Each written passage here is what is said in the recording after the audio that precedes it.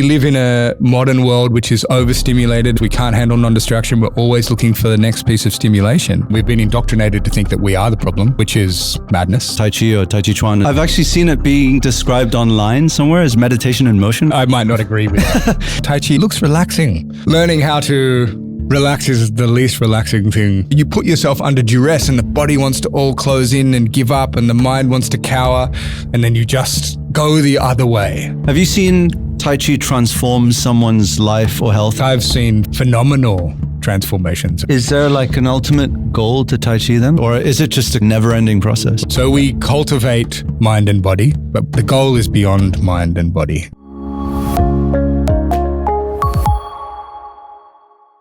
Okay, the one and only Paul McIntyre.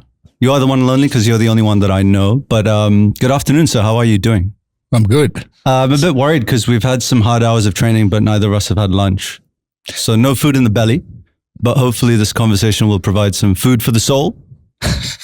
But no, in all seriousness, I'm really excited about this chat. It's a real honor to share this space with you and to tap into your experience and expertise about what, well, really is a beautiful martial art, Tai Chi or Tai Chi Chuan as it's commonly referred to, often misunderstood as being an easier art form than its counterparts on the spectrum, but I can attest to the fact that that is certainly not the case. I've actually seen it being described online somewhere as meditation in motion. I really like that. I don't know. Maybe I might not agree with that. You can correct my form later on.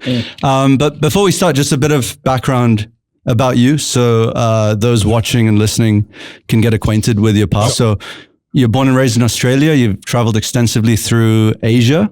You're well versed in Tai Chi, Qigong, natural fist boxing, Muay Thai. That's going back. Those last three are going back into almost another. So does that lifetime. mean I'm going to get knocked out if I don't ask the right questions? The right questions. Yeah, we can edit it. Your reputation precedes you. Does it? It seems. No, but in any case, my biography precedes me. I don't know if my reputation precedes me. And where we sit now, incidentally, is where you call home currently. So it's been close to it. Yeah, it's been quite a journey. But let's go down memory lane. Let's start early days. Okay. Who were your childhood influences? How did you get drawn into martial arts, boxing, Muay Thai, and then how and why did you make the pivot to Tai Chi? I guess I grew up in a time when the Karate Kid was pretty big. Yeah. So a lot of kids my age did either karate or taekwondo. Yeah. Which is like a Japanese martial art and a Korean martial art. Yeah. And so at a young age, probably, I don't know exactly how old I was, but young enough that I used to have to carry an umbrella on the public transport to be able to. In Melbourne in those days, in Melbourne, Australia, you had like cords on the trams. Yeah. And I used to take an umbrella in all weather to be able to reach the cord to be able to get off at the, the right stop and go to training. So I think I was probably something like 6 years old. Yeah. And I did taekwondo, and that was my one. I grew up with, there were 3 kids in the household, and we all got one extra curricular activity that we could do. And I cannot say that I remember why, but at that point, I was drawn to that. Yeah. And that was my choice. And I trained that for a few years pretty diligently until I moved to a different city as a young, well, not even a young teenager at that point, probably about 10 years old. So that was my introduction to martial arts. I guess my focus in terms of my training as I get older, moves away from the martial side of the arts. And in some ways, when I reflect on it, I think I attribute that in many respects to the influence of my father from a very young age. So he was a very godly man, basically. Yeah. And so, he was ordained in the Anglican Church. And when he passed away, he was a bishop of the Anglican Church. But he was, if I put it very simply, he was more of a spiritual man than a religious man. So I think from a very young age, that was a huge and heavy influence on my whole world. Yeah. When I refound martial arts as an older teenager, around the age of 18, I was already drawn towards something that I wanted it to be more than just a fighting art. Yeah. Yeah. I was, being a young man, I was interested in self-defense and in fighting, and I enjoyed that side of things. But, I was never someone that wanted to get in there and destroy another human being. I was always attracted to the spiritual aspect of it. And I liked the idea that this kind of discipline could be a means of shaping character and opening up, the doors to something more than just punching and kicking. Sure. And I think I've always had that inclination. Yeah. So before we get into what the art form is really all about and what its intended benefit is, sure. Firstly, what's wrong with the modern way of living? Why have we sort of taken a downward plunge, if you will, physically, mentally, emotionally, and how does Tai Chi help us come out of that? What sort of physical and mental well-being elements does it support, and how does it work with the body's energy? So the first thing that you asked is what is wrong with the modern world? Absolutely, yeah. Which is assuming that there's something wrong with the modern world, which I probably tend to agree with.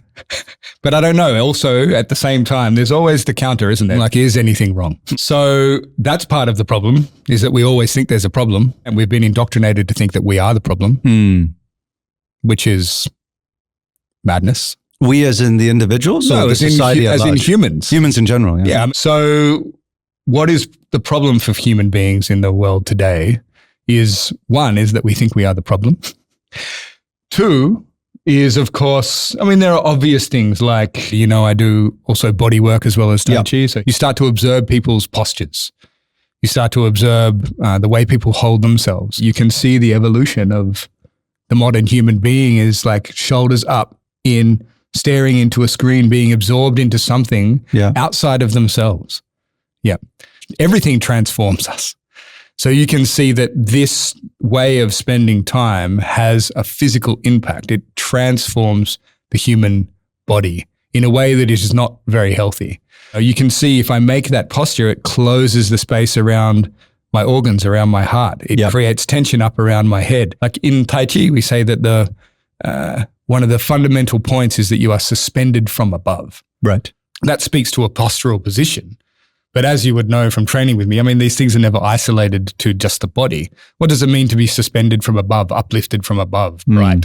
Awake, aware, like a stand-up human being, we have to be this also.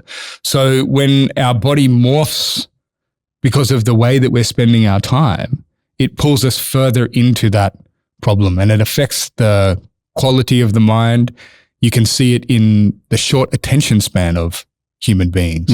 Like the mind is inclined to go that way anyway. Correct. The mind is always reaching out to distraction. It's uncomfortable with stillness. It doesn't like it. And then consumerism has capitalized on that inherent, need for distraction. Like when was the last time you did nothing? Like you actually just did nothing. Like it's an effort to do nothing because we're so used to scrolling through to the next thing, watching the next thing, filling the space. Like I look at a pop song from the 1990s and it goes for about 7 minutes. Can you imagine a 7-minute pop song in 2025? No, absolutely not. They don't get through the first 2 minutes. They don't get through the first 30 seconds even sometimes. Yeah, they're scrolling on to the next thing, Yeah. And so there's that short attention span, the impact on the health of the body, on the health of the mind. And all of these things make us weaker. So the body becomes weak. So when the body becomes weak, we become, more vulnerable to dis-ease. When the mind too becomes weak, because it seems like people can't tolerate. You can't tolerate, a pop song for 2 minutes, let alone, like in the Tai Chi practice, so I make you stand there for 25 minutes, 35 minutes without moving. But can you imagine asking the average teenager to stand still for 35 minutes? They wouldn't cope, not for a moment. Not to mention that beyond all of this, all this, reliance on devices and stuff, all of these things emit energy. Yes. That energy also influences the energy of your body. So when we live in dense urban areas and there is, EMF everywhere, like this has a huge influence on the makeup of your body. Yeah. So these are some of the fundamental problems with the modern world, if you like. So then the second part of the question is, how does Tai Chi address some of these Correct. issues? Yeah. Yeah. One of the fundamental points, Yep. Yang Chen Fu's first important point in Tai Chi is that the crown is as if suspended from above, right? Which would sound like gibberish to a lot of people. It sounds like gibberish to a lot How of do you people. kind of like condense that into... Sure. What does it mean? Stand up. Yeah. Don't slouch. Yeah. Like lift up. Yes. Yeah. So you can see that if I suspend the rear crown, then it opens the back of my neck. It makes physical space in my spine. We spend time on exploring and correcting structure. Now, what does that mean? It essentially means the structure which is most efficient in, if you like, facilitating this mechanism and quality of what we call in the art song. Okay, which is, there's no perfect translation, I don't think, until you experience it in your body. But we can loosely translate as release, right? Which is different from relaxation. Different from relaxation is lie down on the couch and watch Netflix. Yeah. That's or go for a massage. Yeah, sure. Go for a massage, drink a coconut. Yeah. Yeah. So these things that we're speaking to so far are both in reference to the body. Mm-hmm. So Tai Chi and Tai Chi Chuan is in the body. So you train these mechanisms, these qualities, these conditions, these structural alignments, and the activity of release in the body. So it's if I say release your mind, it's kind of I don't know if it's a popular idea exactly, but you hear this kind of thing. Like just release. Of course, we know that letting go is valuable. Yep. Surely everyone can see that putting down that which binds you is a good idea. Yes. But how do you do that? And so everyone tries to meditate, which is potentially a modern disaster. Everyone trying to meditate. Everyone's sick and they all try to meditate. Oops. What do you find? Oh, I'm sick. So instead, though, if we go through the body, it's a little less of a minefield than the mind, the body, hopefully. But it's equally unknown to us. Like I'm 45 years old. And I spend a lot of time inside my body. Yes. I still don't know what's there. Even this body is a great mystery to us. It is. Yeah. So then if I say to you, just release, that doesn't help either. But if you have something very tangible, like simply bringing it down to something that you can access, like to take a muscle from being in a state of contraction to non-contraction. Right. So when you align your structure correctly in context of what we're talking about, that structure is aligned in a way that allows the muscles to release because they're being used in the most efficient manner because your head is above your feet. Yes? So verticality facilitates release. The more upright that you stand, the more that you don't have to rely on muscular contraction to hold you up, the more that you can start to be able to soften the tissues of the body. But if you just think about it in terms of being able to command the muscles to go into non-contraction. Yeah. Like the muscles in your body are utterly and absolutely tied to the fight-flight mechanism. Yes. And when we live in a modern world which is overstimulated and we overstimulate ourselves, we can't handle non-distraction, we're always looking for the next piece of stimulation. Actually, what happens is that's your fight-flight mechanism being turned on. Yeah. Yeah. And so then you get someone to try to stand there and say, relax your bum. Why can't they relax their bum? They don't need their bum. Guilty as charged. Guilty as charged. Yeah. It took me years. Yeah. Just to stop being a tight ass. Yeah. And relax, right? Yeah. Like relax your shoulders, release your shoulders. Why can't you release your shoulders? Because those big muscles are grabbing on from a physical point of view. Because you're on the phone all the time, your head is not above your feet. Now your trapezius muscles are having to engage in all sorts of ways that aren't their job. But the more you align correctly, the more that you can allow them to do their job and you can get them out of the way. Yeah. So it's kind of like rewiring your neurology, right? Because to find song, yes, under duress is a pretty Herculean task for someone that's constantly stimulated. It takes years, as you said. An integrative process. It is integrated. Yeah, it takes time to integrate. Just because I'm giving you the information doesn't mean you can do it. Yeah. So this is where, Tai Chi is a process. It's Kung Fu.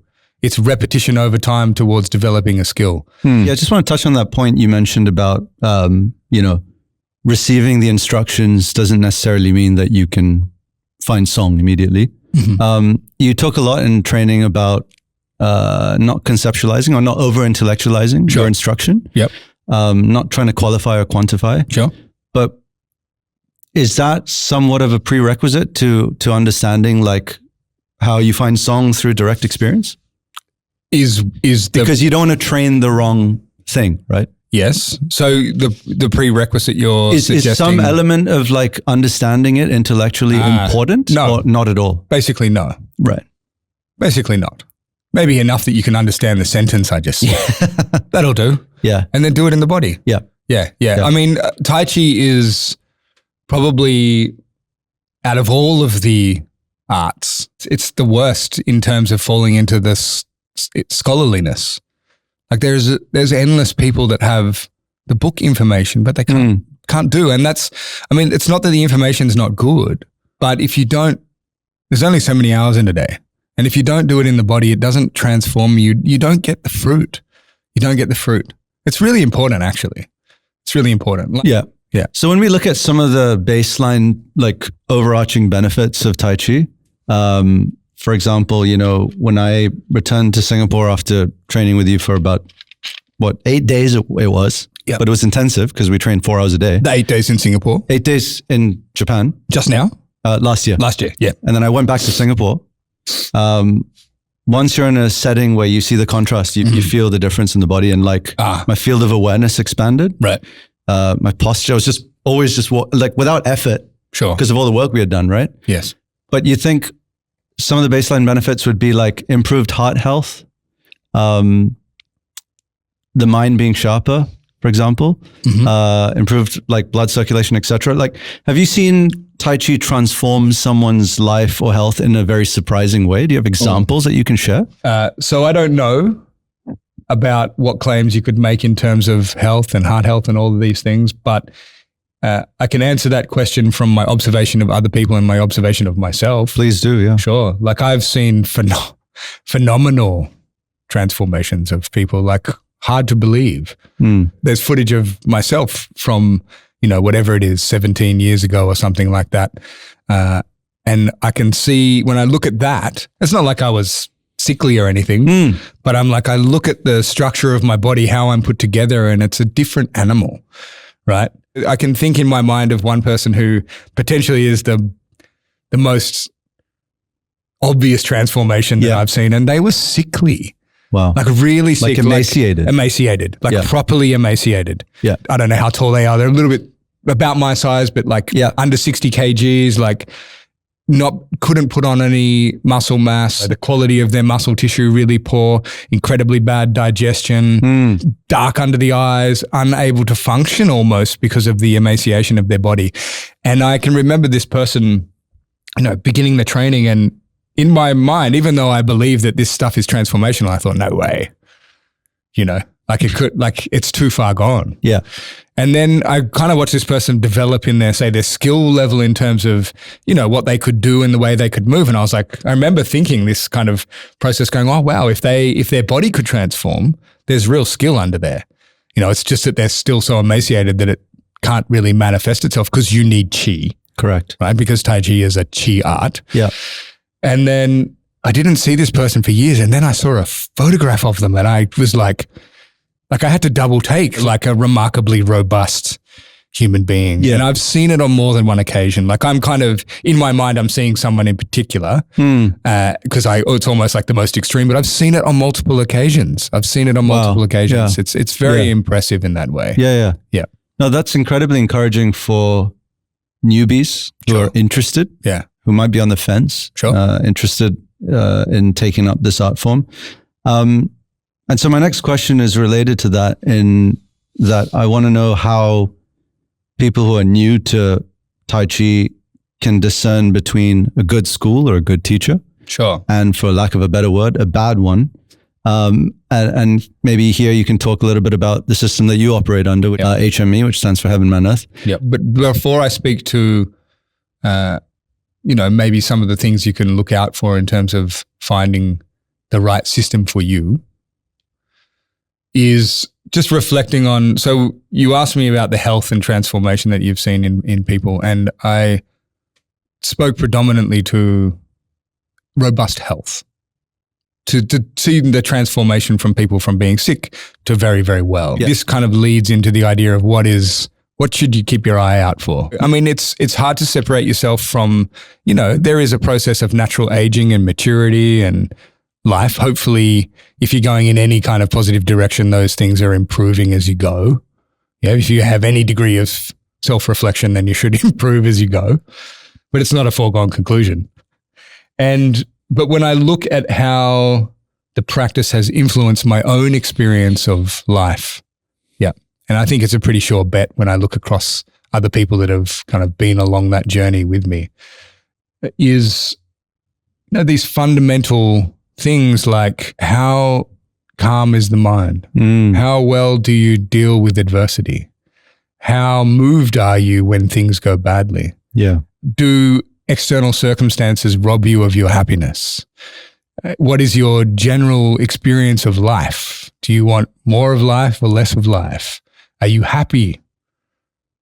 Yeah, like all of this is really, really vital, and it is connected to physical health, most certainly. And that's, to me, that is like, we should be here. We should be engaged with life in all its vibrancy, in all of its aliveness. Yes. That is, we're not here to be dull, distracted, drawn away. That's the wrong direction. Going outward into all of these modern distractions is the wrong direction. That's the problem. When we turn back inside, we find, and we have mechanisms to be able to process what we find inside and affect what we find inside, to make it specific, to organize the inside in specific ways. These are specific ways that build a robust body and a robust human being. It moves us towards a harmony between the mind and the body. That might also necessitate changing who you associate yourself with, right? Yes. Noble friends are the whole of the parts, my friend. Yeah. You become like those you spend your time with. So when you are looking for a practice, looking for a teacher, looking for a system, you have to firstly know what you want. Who do you want to be? Who do you want to be? Very important That's the question. fundamental question. Because I'm not going to sit here and tell everyone that HME Tai Chi is the only way and Tai Chi is the only method. No. What's your goal?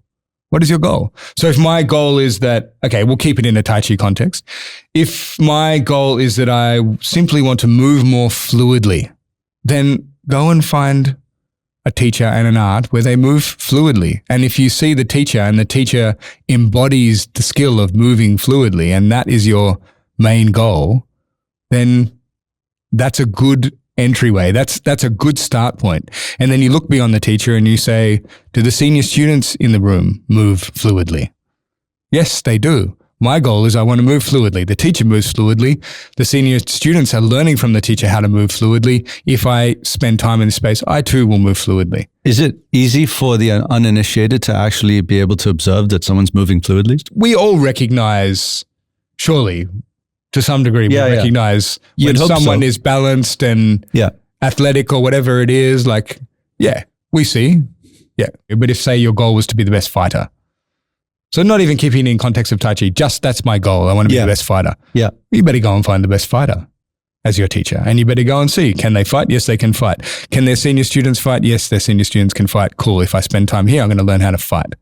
But if your goal is also something more, and I think that there's people that start to look into something like Tai Chi or listen to, conversations about being well, like the conversation we're having now, how to be well, right? Like, you're probably looking for something a little bit deeper. So then you have to look at, how is this manifesting? How is this art, the results of doing this work, how is that manifesting in the teacher? And how is that manifesting in those that have spent time around the teacher? the deeper that the goal goes, in a way, in some respects, the more time you have to spend to understand, to see if the goal is manifesting in the teacher and in the students.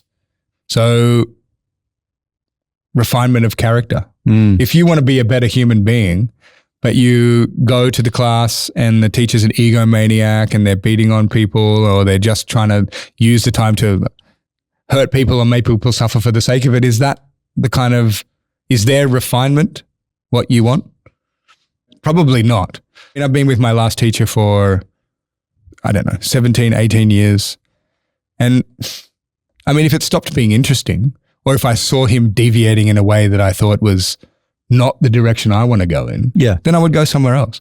But I don't. I see I see an infinite mystery, which is way beyond anything I've ever done to this point in my life. And I see it unfolding in his character in a way that doesn't mean I have the same personality as him. Yeah. But I see it unfolding in his personality going, well, I would like to see that unfolding in my own personality.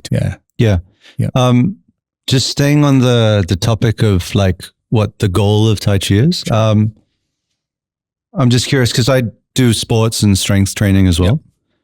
So my question relates to whether Tai Chi can complement other forms of exercise, or if you're serious about it, like if you're serious about progression, does it have to be practiced to the exclusion of all else? So you cited an example, let's say, of a sports athlete training to compete at the highest level for like silverware that will come to define the legacy, right? Or a runner training for a marathon. Sure. Does Tai Chi kind of complement that? Yep. It's a fair question. It's a fairly common question as well. If you're really, really serious about anything, then you gear everything towards that. That's not just Tai Chi, that's just truth. That's how if you really want to go deep, other things fall away. Yeah. Right. However, again, it becomes goal dependent then. So if my goal is to become a Tai Chi master, then I want to spend as much time around Tai Chi masters doing Tai Chi as possible. Yes. However, we're not all going to be Tai Chi masters. I would say on the level of, say, good structural mechanics and just a fundamental level of release, being able to, let's say, relax the muscles and be, in a state of calm and relaxation. Those two things combined which are elements of Tai Chi, could be drawn upon to improve your golf swing, to improve your baseball swing, to improve your technique when you lift, to produce more power when you strike. These things I can definitely see a relationship. Understanding that, your waist and your hips are not the same thing, to be able to generate force, making connections between the hand and the feet. Like I think all of these things could definitely benefit tennis. Sometimes I think if I had more time, but then I'm a family man and, a businessman and a Tai Chi practitioner. That's it. That's my quota. Right. But otherwise it's like, cool. How would it be if I could spend some time just like playing tennis and see how I could employ the mechanisms and the kind of song of Tai Chi to be able to improve my tennis swing. Like all of that's possible. But that would be if your ultimate goal was actually to be extremely good at Tai Chi, then you would want to spend the quota there. And there is certain mechanisms which I think are too specific and maybe difficult to articulate and require certain conditions to be able to have that kind of level of mastery over the inside of your body, which the nature of certain ways of explosive force and ways of moving would probably inherently take away from a little bit. Yeah. So, if your goal is to be just a more functional animal, as in the way that you move around and the way you do a sport or something like that, then certainly you could employ some of the principles of the way movement and force is generated in Tai Chi, but you probably wouldn't become a Tai Chi master. Is there like an ultimate goal to Tai Chi then? Like what's the end goal? Like what are you striving towards? Or is it just a continuing process? Like a never-ending process? Well, it is a never-ending. How much can you release? There's a never-ending process, but there is a goal. Yeah, but I mean, that's personal. Right. Well, it's different from person to person, I think. Yeah, sure. And I can only talk about myself, and I guess I can talk about my teacher's art to some degree, though, like, disclaimer, my current understanding of my teacher's art and all error lies with myself, right? Any misunderstanding is mine. But I don't know how deep you want to go. The goal of Tai Chi is, it's a lot. It's spiritual, right? In nature. You can certainly say that. Yeah. And the nature, and what spiritual means is, the nature of spirit is beyond the physical. It's beyond mind and body. Correct. There you go. Yeah. So we cultivate mind and body, so that we can see mind and body. But the goal is beyond mind and body. The goal is beyond mind and body. Yeah. That brings me to your teaching method. How do you sort of approach teaching beginners versus those who've been practicing for years? Let's say, even when I train with you, we're all at varying degrees of skill and understanding, right? Yeah. But then when we're doing the standing for 25 minutes, we're all doing it, right? So how does that make it challenging for you? Is it a good challenge? Is it a healthy challenge? Like, how do you approach that? It's fairly easy for me. There are two parts of this. One part is that I follow the system. I teach the system. So depending on how far into the system a student is, that's what they get. That's the material that they get. Yeah. It's according to the system. Yeah. So some students that have been training for many, many, many years are onto different material than a beginner is. Yeah. So there is that. Yeah. I have a system to follow. So if we talk about the system, the fundamental part of the system across different levels even is that we open the body. We say we open, sink, and mobilize. So you open the body, you mobilize the joints, and then beyond that, we say that you open the space between the flesh and the bones. Yeah, more room in the body, and then we have something of substance to work with. Yes, because the body becomes full, and then when you mobilize, you move, you have something of substance to move around. Yeah, I want to shift gears a bit and talk about common misconceptions in Tai Chi, of which I'm sure there are like many. So can you elaborate maybe on some of the most common ones that you've seen? Sure. And perhaps how through your teaching you aim to dispel that? Sure. One of the common misconceptions, and very much I think in the West, but yeah, in Singapore too, is that Tai Chi is an art which is purely for elderly people and that it's relaxing. That's probably a common misconception. Tai Chi, it looks relaxing. Learning how to relax is the least relaxing thing. There's nothing relaxing about the process. Yeah. It's a frustration because teachers saying song, song, song, release. And you're like, are you kidding? Like I'm on fire. Yeah. So common misconception in, let's say, like Tai Chi gets considered like they talk about internal and external martial arts. And so Tai Chi would fall into being an internal martial art, which to me has a specific meaning, but it's often misconceived as meaning soft, and soft meaning that you train soft or something. Generating power through internal work or learning how to be soft in the tissues of your body does not mean you don't train hard. Grand misconception, which anyone would have absolutely shattered if they went and never trained with myself or let alone my teacher, which is on a whole other level. It's like, no, you're on fire. Yeah. It's fire. Yes. Yeah. It is. How could it not be? If it's going to transform the body, if you're going to feel it in the body. Yeah. Yeah. So a misconception is that song is like, I'm going to be soft and do nothing, which is emaciated. It's the opposite of life. You're going into life. You're opening. You're becoming more. You have to like reach out into that. You put yourself under duress and the body wants to all close in and give up and the mind wants to cower, and then you just go the other way despite it. Yeah. And what do you find? You find new space. Yeah. Yeah. So common misconception that it's relaxing, that it's only for old people, that it's easy. Yeah. It's the hardest thing I've ever done in my life. Yeah. Aside from meditation or trying to meditate. Yeah, I can attest to that. I mean, I'm not going to lie. When I left Singapore and, a few friends asked me like why I'm going to Japan, so I'm training Tai Chi, and they just laughed at me. You're learning Tai Chi from an Aussie in Japan. Yeah, and like part of my ego wanted to be like, no, it's pretty hard. But then I'm like, you know what? That's the level of understanding of it. Then fine. You know, like if you think it's easy, then then stand there for 25 minutes. Yeah, but I didn't say that, of course. If someone's sort of curious but intimidated, what's the best way for someone who is in that position to begin their Tai Chi journey? For someone who's curious, I mean, it's an obvious answer. You have to go out and you have to try, and you have to find what's suitable for you and a teacher that's suitable for you.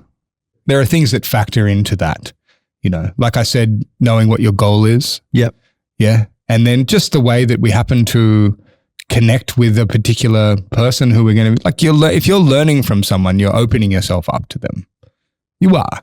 There has to be a degree of trust. Yeah. Now, trust, like in anything, it takes time. Yeah. So don't be too quick to judge. You have to go out and be willing to spend a little bit of time to find that which suits you, that you can see taking you towards your goal. And you have to kind of reassess that, not in a kind of like write it in my book and on this date and this day. Like, no, forget about all of that. Just build an honest relationship with yourself and keep looking. Are you running away because it's a challenge that would actually, if you could go through, benefit you? Or is it just not the right fit? Now that requires, no one can tell you that. It requires a authenticity and a relationship with yourself. But, you know, an art worth pursuing, you know, should also develop your person to be able to have that relationship with yourself and to be able to, you know, see with greater clarity what is happening. Yeah. So hopefully if you find the right art, it unfolds in that way. Yeah. So basically do some radical self-reflection. Yeah, or just jump in and then you'll have to radically self-reflect. Or jump out. Yeah, or jump out. Yeah. Are you seeing, and I don't know if you can extrapolate this from like your personal circle of students to like the wider Tai Chi community at large, but are you seeing a resurgence in Tai Chi? Generally speaking, I don't think so, but maybe. Are you discouraged by that? I'm pretty insular, so maybe I don't know the answer to that question. Am I discouraged? Not in the least. I'm an outlier. It's just, let's face it, like everyone anti-social. Anyone who stands for 45 minutes without moving is an outlier. I'm comfortable on the outskirts.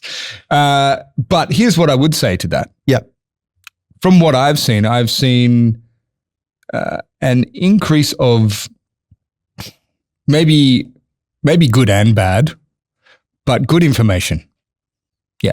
So I would attribute, for example, in my little world, like I look at people that I respect who are, if you like, leaders in that world, like my teacher, Sifu Adam Mizner, and Damo Mitchell, Lotus Neigong.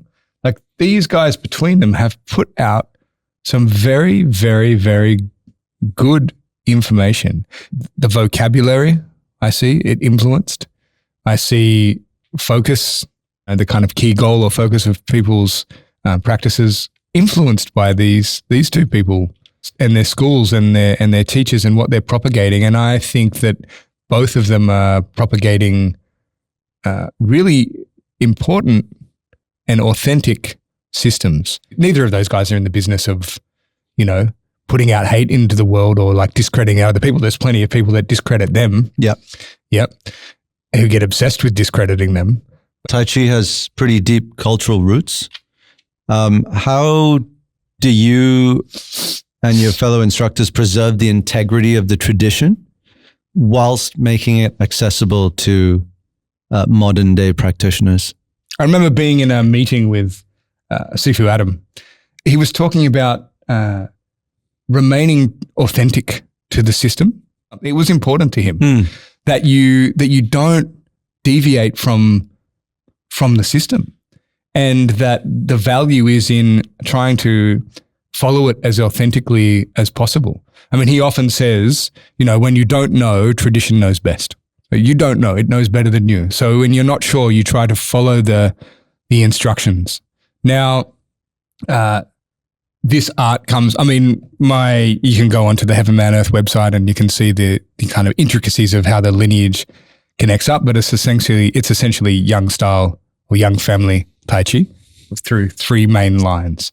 And my teacher has, he's gone and trained with lineage holders within each of those 3 main lines, and he does his best to propagate those teachings authentically according to his own deep, direct understanding as well. And to not deviate away from that and make it, he doesn't water anything down. So in that, I think that's paying respect to those systems, in that he's not trying to modify it for a modern world or make it palpable. You are on fire. Yeah, like it's probably a terrible market pitch, right? But it's authentic to the truth of those systems, Well, it also means you weed out people who are not serious, right? Sure, it does. So, and the system comes out of China. It comes out of that culture. If I just copy the culture, the external culture, that's not being authentic to the depth of the system. If I just wear my silk pajamas and eat with chopsticks, and that's the external trappings. Yeah. It's not about being Chinese. It's not about wearing silk pajamas. And now if you go far enough back into, say, the mystical tradition, the mystical origins of Tai Chi, which is cultural, but it is that the art was from Chan Sang Peng, and I apologize for my Chinese, but that it came from an immortal, that this art was handed down to humans by an immortal. Now, you might say that that's a fantastical idea as an origin. I would say, why would you limit your life to like modern human history and the things that you already know? I would say that's a boring way to live your life. Like, I want to do the art that was handed down by an immortal. What is an immortal? An immortal is someone who is beyond mind and body. So the true lineage is that. Yeah. And so the true goal is that. And so to remain, not watering it down, but striving towards that true goal, to the path of reversal back, the purpose of life, to go back towards the absolute, towards God. Yeah. To practice authentically and not water anything down, so it doesn't take away the opportunity for you or I to strive towards that continually. That is being authentic to its cultural roots, in my mind. Yeah. And would you say that HME is one of the few schools that propagate that unfiltered version of what this martial art is all about? Well, I don't know about other systems because I'm in this system. Yeah. But I dare say, like all things, like the truly authentic is rare. Maybe there's more out there that I don't know. There has to be more out there that I don't know. But in my experience, and I've looked around, this is what suits me best. And this is what keeps unfolding and is a great mystery that I see before me. And so I see a lifetime of exciting work that I can continue to do. So I believe, I wouldn't say anything about anyone else's school, but I would say that this school is authentic. It's definitely striving to be authentic. Yeah. Yeah. I want to dive into sort of the pitfalls of incorrect practice. And the second part is, can too much chi be bad? Yes and yes. Practicing incorrectly, the best case scenario when you practice incorrectly is nothing happens. As you wasted your time, that's a problem. Like, time is a gift. You don't have that much of it. So but that's kind of the best case scenario, is that your wrong practice bears no fruit. A bigger problem is when your wrong practice bears fruit. Yeah. So let's say that you actually have some chi. Yeah, like you try to build chi, but you can't build chi, nothing happens. Which is probably more common. Nothing happens because people do have philosophical ideas, they have imaginary ideas about what chi is and how to build it, and they don't have an authentic method, so nothing happens. Yeah. And then the worst case really is that you have something, and then with that something you do wrong method. And the wrong method can cause deviations in your physical health and deviations in your mental health. If the practices are continuously over a sustained period of time elevating your mental and physical state, and you're becoming more anxious, more, the mind is more on fire, you can't sleep, All of these are, they're probably a telltale sign that you need to adjust something. Yeah. And then, both Sifu Adam and Damo Mitchell have talked about this. Like sometimes the best thing is to stop and do something much more simple than the internal arts. Get back in the body. Just do, Sifu always says, do push-ups and get sunshine. Just come back to the body, yeah? So yeah, certainly these things can happen. And then another problem, one of my lessons is Tai Chi is not enough. Tai Chi on its own is not enough. It doesn't just make you inherently a good person. You have to polish the character. Yeah. You need to refine this character. You better refine the body and mind and make it a good character so that when it's empowered, when it has more chi, more energy, there's more volume, more everything. That means if you're a deviated character, then there's more volume to your deviation. Yeah. More chi is, you need to do it with right method, and you need to refine your character as you go. Yeah. Yeah. I mean, well, a simpler way of putting it would be like chi is like power, right? And power can corrupt if not used in the right way. Sure, but that's philosophical in a way. Right. Which it's true, but it's philosophical. I'm talking about something with like volume, like the power in this room, the electricity lighting this room is physical. It creates a light in this room. Chi is like that. It's actual. Yeah. So it increases the volume of your deviation, not just psychologically, but with real volume it manifests. Yeah. Is internal energy enough, or is external force like necessary in this world? Like if you were to just practice Tai Chi your whole life, you're cultivating like internal force as opposed to like external, like if you were to train in the gym, for example. Well, you have a body. Yeah. So you better have, what if you just, for a select few. Right. Maybe like a great true yogi or like a meditation master. They're so rare. I don't know. Yeah. Like they go, like the mind empowers the body to be full with chi. Like you can't just do Tai Chi and like be fat and like you have a cardiac arrest. Like you can't just eat what you want. Like you have to look after this body. Yeah. You better look after the heart. You better eat well. Yeah. No, you need both. Yeah. It can be misleading. The reason I ask is because you see some practitioners who look a little bit heavy set, and I'm looking over there. What are you saying? No, I mean, personally, I feel like a little bit heavier as well. Sure. Is that because I'm more grounded? Yeah. Well, yes, it helps. Because I also get super hungry when I'm training. Oh, you should. Like a lot more than I usually Yes, and do. you should fuel the body. Yeah. Yes. Yeah. And, it improves your metabolism. It makes you hungry. You're working, you're training hard. You need to fuel the body grows. That's true. Yeah. But also you reorganize the way that weight is distributed in your body. And there's no arguing with it in a very fundamental sense. You become more bottom heavy than top heavy. Yeah. Top heavy is unstable. Which goes against the grain, and conventional wisdom would suggest, if someone's bottom heavy, they're out of shape, right? Sure, but they're not healthy. Yeah, but there's a difference between being fat and having visceral fat around your organs. You don't need that to do Tai Chi. Yeah. You need to like not hold on to your gut and your core and like act like you're like the swimsuit calendar model. Like that. So we've talked about like how it looks easy, but in reality, it's far from that. So my next question is about injuries. I mean, can you sustain serious injuries practicing Tai Chi? You can sustain serious injuries doing anything, and it depends on how you do it. So there are schools of Tai Chi that are just very martial. Yeah. So if you're going to jump in and you're going to do really heavy push hands and you're going to be striking and that kind of thing, you probably get hurt. And then, there is more commonly, you might see that in the processes of opening and transforming the body, it brings up pre-existing injury and kind of highlights that because the body's trying to change that. I would call that a process of healing more than a process of injury, though you might experience it as injury along the way.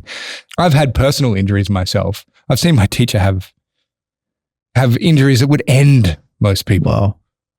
And I've had injuries that I know that I'm like, I see it. I'm like, damn, someone would believe this would be that it would obstruct them forever. And then they build the story around it and they never change it. They move around it. They don't go through it, and it does become a serious injury. But what is it? Is it just a feeling? Like sometimes you should go get a checkup. Sometimes there's something wrong. I'm not saying ignore and throw away basic wisdom, but persevere a little bit. Like you've experienced it. Yeah, I did last year. Like last year you were here and then you just had one day where you couldn't walk. Yeah, my ankle was on fire. What's going on? It's like the body's trying to remodel itself and reorganize itself, and all of a sudden now something that's has never bared the weight it's supposed to bear, or in the process of changing, now it's bearing weight that it shouldn't bear. And now Imad can't walk for a day or whatever it was. And then what? And it was a bit of a process, but how's your ankle now? It's in better shape than it's ever been. It's worse is what I was trying to say. No, but to your point, it was a pre-existing injury. Right. And so I think the practice almost brought to the surface what would have been brought to the surface maybe 20 years down the line. Sure. Yeah. So it turned out to be a blessing in disguise. Yeah, definitely. I then discoveed I wasn't standing properly. Sure, yeah. Right? Bring it to the surface now. Yeah. Now is better than later, always. Yes. I think this is one of the confronting things about the practice, such as standing there, trying to keep the body still for long periods of time. Like this kind of thing is quite confronting because, if it brings physical injury to the surface, it's going to bring stuff to the surface. Yeah. If you've got stuff, it's going to bring it to the surface. And, if you're ready to look at that and you have a good method which supports you to be able to look and let go of that and not add to that and not add any kind of a story, and you've got good guidance, which is pretty simple, just stop, just drop it. Yeah. Right. But sometimes you kind of need that. Yeah. But, this is one of the challenges of the practice, but it's also why it bears such fruit. Yeah. Yeah. Just to get a flavor of like some of your worst injuries. Are we talking like torn ligaments or? Yeah. Like worse? What's worse than that? Rotator cuff. Yeah. I haven't had serious breaks like broken toes and fingers, like fractures in the fingers and knuckles and lots of kind of small niggling ones like ribs and I've had other stuff that's gone on in terms of deviations around the hips for long periods of times. And it's kind of like you're always working with, it's never perfect. No. You want to try to have an attitude of learning from your injury. And then it's like, what was the deviation that meant that this injury occurred? How can I learn what if I've had that taken away, what skill can I develop without that available to me? And that kind of mind that is willing to do that keeps on going and keeps on transforming. Yeah.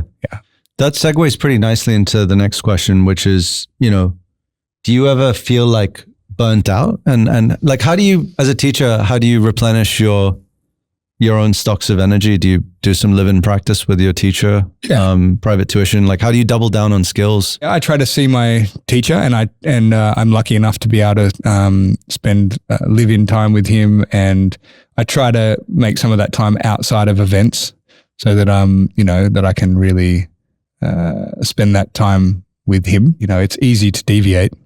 Yeah. So I need I like to see him once or twice a year so I can stay on track. And then that's usually enough. It blows my mind. And then I have lots to work on.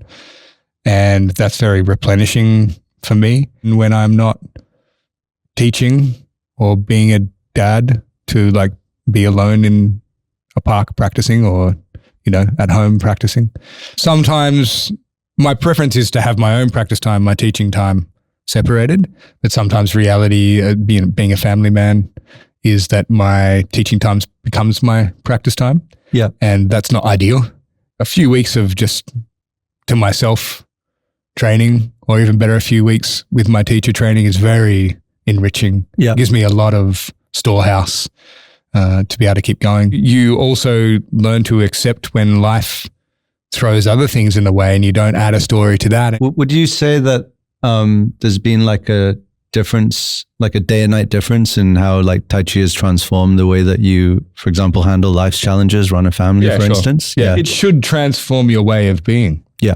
So that means that the idea that life is in the way is already, you just put something in the way. Life is not in the way. Yeah.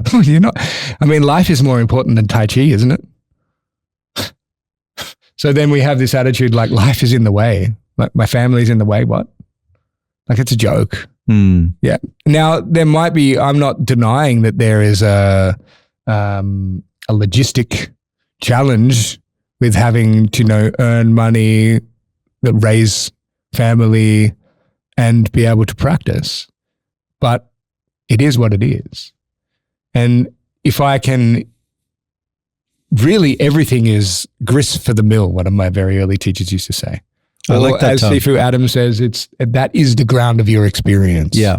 That's it. Yeah. And then as soon as you start trying to wish it was something else, you've already deviated so massively. You're not seeing the way things are if you are wishing that things were different. You have to accept the way that it is. And then there's a dual process. You accept the way that it is, and then you make the way it is the best it can possibly be. Yeah.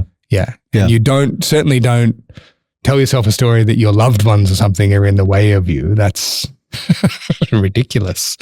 Yeah. Yeah. Yeah. I wanted to come around to this. You also do body healing, bone setting treatments. Mm-hmm. What are they all about, and what are their intended benefits? This system of knowledge, the bone setting and the healing aspect. I mean, I've learned a few different modalities, but the bone setting specifically has come about in context of the Tai Chi. And because the foundation of that method is that you are making space in the body. So like decompression of the spine. In my view, most, if not all disease on some level comes from compression, lack of space, stagnation. Yeah. So if you think about the health of a spine, when does a spine become unhealthy? When there's no space between the vertebrae and the tissues in between the vertebrae have no fluid, they cannot be nourished, they dry out, they slip, they break away, bone on bone, compresses the nerves. We know the story. So if you can fundamentally keep that space, and then that space allows for circulation and fluid and nourishment of the fluids of the body through all the systems of the body, then you have a better chance of maintaining health. So you can heal injury, but you also can sustain health. And really, in some respects, this system came about within the HME system because it was a way of not really about healing injury, because remember, cultivation is going beyond basic health. It was like this system of healing opens the body more the way that we need it to open in Tai Chi. So it supports that process. It's an acceleration of that process. And no one I know who is accomplished in these arts to any degree worth mentioning has done it without body work. And just for those who don't know what your method is, it's different from like seeing a chiropractor, right? Sure. It's utilizing the skills of Tai Chi, of Ting, which is like the skill of listening, to know what's happening inside someone's body.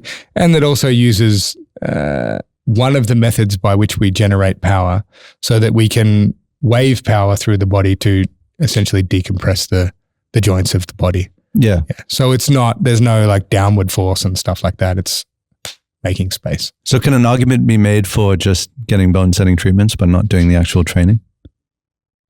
I mean, no, this is a dumb question that someone might ask. Would you achieve the same I know the results? answer to that. No, you wouldn't achieve the same results. No. Yeah. Fair enough. There's too many mechanisms missing from the equation.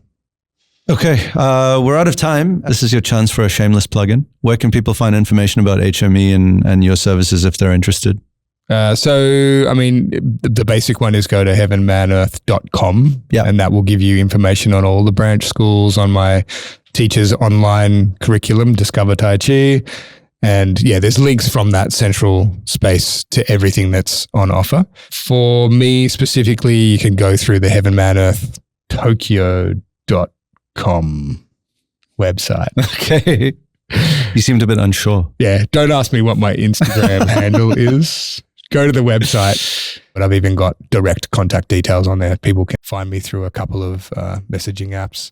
So I'm pretty contactable. Sounds good. On that very fine note, thank you very much. My pleasure. It's been really fun, it has been fun. Enlightening. I've learned a lot more than I have before. And I hope others have too. So keep fighting the good fight. Thank you, my friend. Thank you, sir.